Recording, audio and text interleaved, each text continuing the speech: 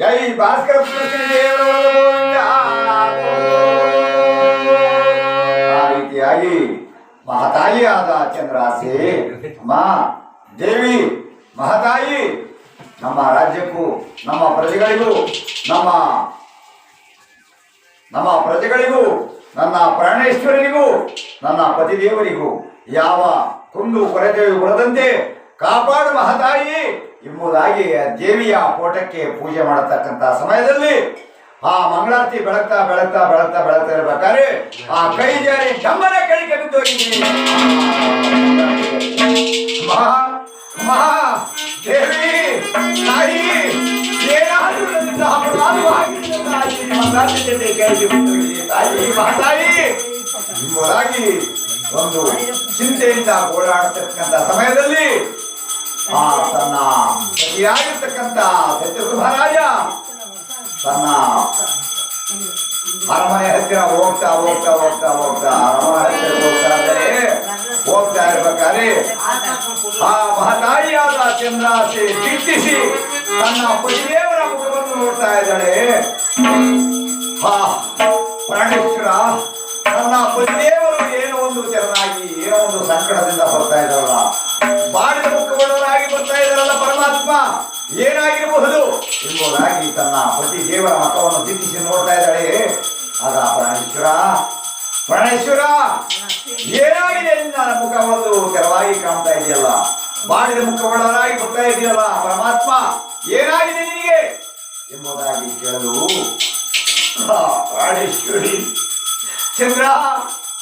ಚಂದ್ರಾಸೆ ನಾನು ಏನು ಹೇಳಲಿ ಚಂದ್ರ. ಹೊರಗಡೆಯಲ್ಲಿ ಆ ಬ್ರಾಹ್ಮಣನು ಶನಿದೇವರ ವಿಷಯವನ್ನು ಹೇಳಿದರು. ಆ ಶನಿದೇವರು ತಂದೆ ತಾಯಿಗೆ ಕೊಟ್ಟಂತ ಶನಿ ಎಂಬುದಾಗಿ ಹೇಳಿದರು. ತಂದೆ ತಾಯಿಗೆ ಕೊಟ್ಟಂತ ಶನಿ ಆ ಗ್ರಹ ಮಹಾಗ್ರಹವೇ. ಆ ಗ್ರಹವನ್ನು ಪೂಜಿಸಬೇಡಿರಿ ಎಂಬುದಾಗಿ ನುಡಿದುಬಿಟ್ಟೆ. ಆ ಸಭಾಸ್ಥಾನದಲ್ಲಿ ಕುಳಿತು ಆ ಮಾತನ್ನು ಆಡುತ್ತಿರಬೇಕಾರೆ ಕಾಕ ವಾಹನ ರೂಢನಾಗಿ ಆ ಕಳಿಂಗ ನಗರದ ರಾಜ್ಯದ ಮೇಲ್ಭಾಗಕ್ಕೆ ಬಂದು ಆ ಶನೀಶ್ವರ ಎಲ್ಲವೋ ಭ್ರಷ್ಟ ನೀನು ನನ್ನನ್ನು ತೆರೆಯುವಂತ ಗರ್ವ ಉಂಟಾಯಿತು ಎಂಬುದಾಗಿ ಬಂದು ನನ್ನನ್ನು ಜಾಡಿಸಿ ಒದ್ದು ಕೆಳಗೆ ನಿನಗೆ ಕೊಡಬಾರದ ಕಷ್ಟವನ್ನು ಕೊಡುವೆನು, ನಿನಗೆ ಕೊಡಬಾರದ ಯಾತನೆಯನ್ನು ಕೊಡುವೆನು ಎಂಬುದಾಗಿ ಆಟವಿಟ್ಟು ಹೋಗಿದ್ದಾರೆ.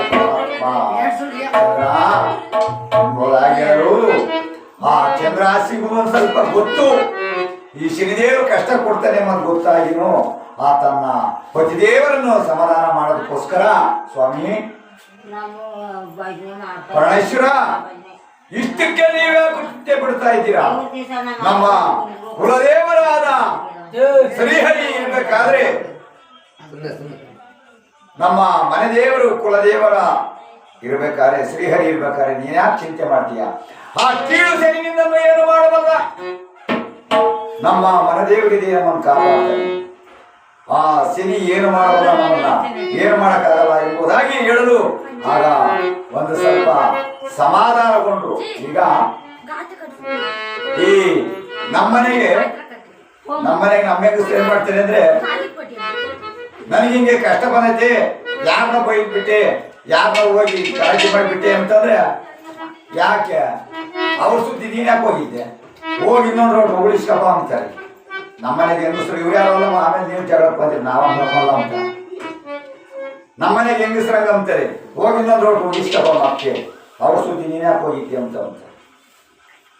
ಈಗ ನಮ್ಮ ಕೈ ರಂಬರು ಮನೆಗೆ ನಮ್ಮನೆ ಹೆಂಗಸರೆಲ್ಲ ಮಾಡೋದು.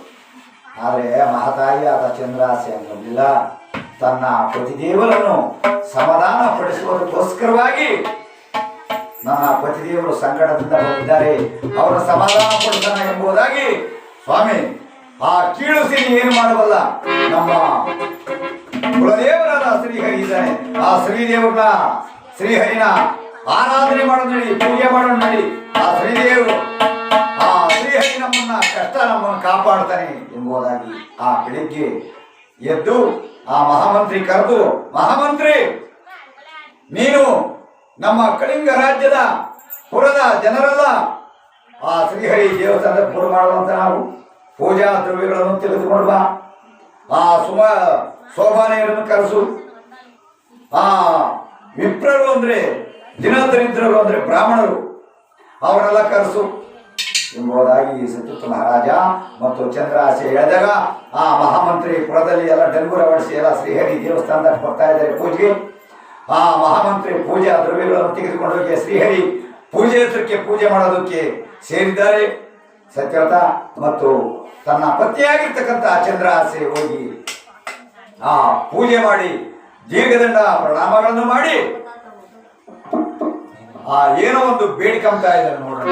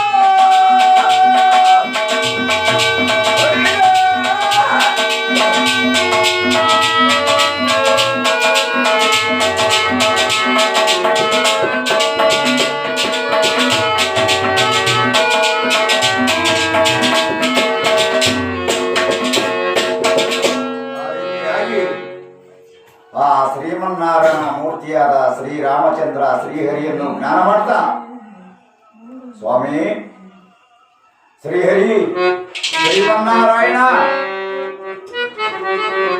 ಅಯ್ಯ ಪರಮಾತ್ಮ ಎಂಬುದಾಗಿ ದೀರ್ಘದಂಡ ಪ್ರಣಾಮಗಳನ್ನು ಮಾಡ್ತಾ ಬೇಡ್ತಾ ಇದ್ದಾರೆ. ಆ ಶ್ರೀಹರಿ ಭಕ್ತರ ಭಕ್ತಿಗೆ ಮೆಚ್ಚಿ ಸುಪ್ರಿತನಾಗಿ ಪ್ರತ್ಯಕ್ಷನಾಗಿ ನಿಂತ್ಕೊಂಡು ಕೇಳ್ತಾ ಇದ್ದಾನೆ. ಅವರು ಶ್ರೀಹರಿಗೆ ಭಕ್ತರು ಸತ್ಯವ್ರತ ಮತ್ತು ಚಂದ್ರಾಸಿ ಅಂತ ಭಕ್ತರು ಯಾರು ಇಲ್ಲ ಎಂಬುದಾಗಿ ಆ ಶ್ರೀಹರಿ ಪ್ರತ್ಯಕ್ಷನಾಗಿ ನಿಂತ್ಕೊಂತಾ ಇದ್ದಾರೆ. ಅವರ ಎದುರು ನಿಂತ್ಕೊಳ್ಳಯ್ಯ ಪರಮ ಭಕ್ತನೇ ಸತ್ಯವ್ರತ ಮಹಾರಾಜ ಮತ್ತು ಚಂದ್ರಾಸ್ಯ. ಅಮ್ಮ ಸತ್ಯವ್ರತ, ಏನಾಗಿದೆಯಮ್ಮ ನಿಮಗೆ? ಏನು ಕಷ್ಟ ಬಂದಿದೆ? ಪರಿಹರಿಸಿ ಹೇಳಿ, ನಾನು ಸಾಧ್ಯವಾದರೆ ನಿಮಗೆ ನಿಮ್ಮ ಕಷ್ಟವನ್ನು ಪರಿಹರಿಸುವೆನು ಎಂಬುದಾಗಿ ಶ್ರೀಹರಿ ಪ್ರತ್ಯಕ್ಷನಾಗಿ ಕೇಳ್ತಾ ಇದ್ದಾನೆ. ಏನಾಗಿದೆ ನಿಮಗೆ ಎಂಬುದಾಗಿ ಪ್ರತ್ಯಕ್ಷನಾಗಿ ಕೇಳ್ತಿರ್ತಕ್ಕಂಥ ಸಮಯದಲ್ಲಿ ಸತ್ಯವ್ರತ ಮಹಾರಾಜ, ಸ್ವಾಮಿ ಶ್ರೀಮನ್ನಾರಾಯಣ ಗೋವಿಂದ ಅಚ್ಯುತಾನಂದ, ರಾಜಸಭೆಯಲ್ಲಿ ಆ ಬ್ರಾಹ್ಮಣರು ಶನಿದೇವರ ವಿಷಯವನ್ನು ಹೇಳಿದರು. ಅವರ ಮಾತನ್ನು ಮೀರಿ ಆ ಶನಿದೇವರನ್ನು ನಾನು ಹೀಯಾಳಿಸಿಬಿಟ್ಟೆ ಸ್ವಾಮಿ. ಅದಕ್ಕಾಗಿ ಆ ಶನಿದೇವರು ರಾಜಸಭೆಯಲ್ಲಿ ಸಿಂಹಾಸನದ ಮೇಲೆ ಕೂತಿದ್ದೆ ನಾನು. ಆಗ ಶನೇಶ್ವರ ಕಾಕವಾಹನಾರೂಢನಾಗಿ ಬಂದು ನನ್ನನ್ನು ಎಡಗಾಲಿನಿಂದ ಒದ್ದು ಕೆಡವಿ, ಎಲ್ಲವೋ ಭ್ರಷ್ಟ, ನನ್ನನ್ನು ಜರಿಯುವಂತ ಮಹಾಂತನಿಗೆ ಉಂಟಾಯಿತೆ, ಛೇ ಭ್ರಷ್ಟ ಎಂಬುದಾಗಿ ನನ್ನನ್ನು ಒದ್ದು ಕೆಡವಿ ಬಡಿದು ನಿನಗೆ ಕೊಡಬಾರದ ಕಷ್ಟಗಳನ್ನು ಕೊಟ್ಟು ನಿನಗೆ ಕೊಡಬಾರದ ಯಾತನೆಯನ್ನು ಪಡಿಸಿದ ಹೋದರೆ ನಾನು ಸೂರ್ಯ ಸುತ್ತರೇ ಛಾಯಾನಂದನೇ ಎಂಬುದಾಗಿ ಹಠ ಹಿಡಿದು ಹೋಗಿದ್ದಾರೆ ಪರಮಾತ್ಮ. ಅದಕ್ಕೋಸ್ಕರವಾಗಿ ನಿನ್ನನ್ನು ಬೇಡ್ತಾ ಇದ್ದೀವಿ, ನನ್ನ ಮನೆದೇವರ ನನ್ನ ಕಷ್ಟವನ್ನು ಪರಿಹರಿಸುವರು ಎಂಬುದಾಗಿ ಬಂದು ಬೇಡ್ತಾ ಇದ್ದೀವಿ. ಸ್ವಾಮಿ, ನೀನು ಏನಾದರೂ ಮಾಡಿ ಆ ಶನಿ ಕೊಡುವ ಕಷ್ಟ ನನಗೆ ಪಾರು ಮಾಡತಂದೆ ಎಂಬುದಾಗಿ ಬೇಡಲು. ಅಯ್ಯ ಸತ್ಯವ್ರತ, ಹೌದು, ನಿನ್ನಂತ ಭಕ್ತ ನನಗಿಲ್ಲ, ನಿನ್ನಂತ ಸತ್ಯವಂತನೂ ಇಲ್ಲ ನನಗೆ. ಹರಿಭಕ್ತ ನೀನು. ಆದ ಮಾತ್ರಕ್ಕೆ ಅಸಾಧ್ಯವಾದದನ್ನೆಲ್ಲ ಪರಿಹರಿಸುವಂದರೆ ನನ್ನಿಂದ ಸಾಧ್ಯವೇನಪ್ಪ. ಆ ಶನಿ ಯಾರನ್ನು ಬಿಟ್ಟವನಲ್ಲ, ಅರಾಧಿಗಳು ಯಾರನ್ನು ಬಿಟ್ಟವನಲ್ಲ. ಅಷ್ಟೇ ಏಕೆ, ನನ್ನನ್ನು ಬಿಟ್ಟವನಲ್ಲ, ನನ್ನನ್ನು ಕೂಡ 10 ಜನ್ಮಗಳು ಎತ್ತುವಂತೆ ಗೈದ ಆ ಶನಿ ನನ್ನ ಕೂಡ ಬಿಟ್ಟಿಲ್ಲಪ್ಪ ಶನಿ. ಆದರೆ ನನ್ನ ಭಕ್ತನಾಗಿರ್ತಕ್ಕಂಥ ಸತ್ಯವ್ರತ, ನಾನು ಒಂದು ಮಾತು ಹೇಳುವುದನ್ನು ಕೇಳಪ್ಪ. ಏನು ಸ್ವಾಮಿ, ನೀನು ನಿನ್ನ ರಾಜ್ಯಕ್ಕೆ ಬೇರೆ ರಾಜ್ಯದ ರಾಜ, ಬರ್ಬರ ದೇಶದ ದೃಷ್ಟಕೇತು ಎಂಬುವ ರಾಜ ಬಂದು ನಿನ್ನ ರಾಜ್ಯಕ್ಕೆ ಮುಖ್ಯ ಆಗ್ತಾನೆ. ಶ್ರೀದೇವರ ಪ್ರೇರಣೆಯಿಂದ ಅವನು ಬರೋದಕ್ಕಿಂತ ಮುಂಚಿತವಾಗಿ ನೀನು 7.5 ವರ್ಷದವರೆಗೆ ಎಲ್ಲಿಗಾದರೂ ನಿನಗೆ ಬೇಕಾದಷ್ಟು ಗಂಟು ಮೂಟೆಯನ್ನು ಕಟ್ಟಿಕೊಂಡು ನೀನು ಎಲ್ಲಾದರೂ ಕಾಡಿಗೆ ಹೋಗ್ತೀವೋ, ಯಾವ ದೇಶನೇ ಸೇರ್ತೀವೋ ನನಗೆ ಗೊತ್ತಿಲ್ಲ, ಎಲ್ಲಾದರೂ ತಲೆ ತಪ್ಪಿಸ್ಕೋ. ಆ ಶನಿದೇವರು ಮಾತ್ರ ನೀನು ಕಾಡದೆ ಬಿಡೋದಿಲ್ಲ. ಆದರೆ ಸತ್ಯ ಮಾತ್ರ ಬಿಡಬೇಡ. ಸತ್ಯ ಬಿಟ್ಟರೆ ಕೆಡ್ತೀಯ, ಸುಳ್ಳನ್ನು ಹೇಳಬೇಡ. ಆದರೆ ನೀ ಇದೇ ಗ್ರಾಮದಲ್ಲಿ ಇದ್ದೀಯ ಅಂದ್ಕ, ಇಲ್ಲಿ ನಿನ್ನ ಮನೆ ದೇವರಾಗಿರ್ತಕ್ಕಂಥ ನನಗೂ ಮರೆಯೋದಿಲ್ಲ, ಇಲ್ಲಿರೋದಕ್ಕೆ ನಿನಗೂ ಮರೆಯೋದಿಲ್ಲ. ಫಸ್ಟ್ ನೀವು ಹೊರಟೋಗ್ಬಿಡು, ನಿಮ್ಗೆ ಏನ್ ಬೇಕೋ ಅಷ್ಟು ತಗೊಂಡು ಎಲ್ಲರೂ ಕಣ್ಮರಿ ಬೇರೆ ದೇಶಕ್ಕೆ ಹೊರಟೋಗ್ಬಿಡು ಅಂತ ಎಂಬುದಾಗಿ ಹೇಳಿ ಆ ಶ್ರೀಹರಿ ಅನಾಥನಾಗಿ ಹೋಗ್ತಾ ಇದ್ದಾರೆ. ಆಗ ಸತ್ಯವ್ರತ ಮಹಾರಾಜ ಚಿಂತೆಯಿಂದ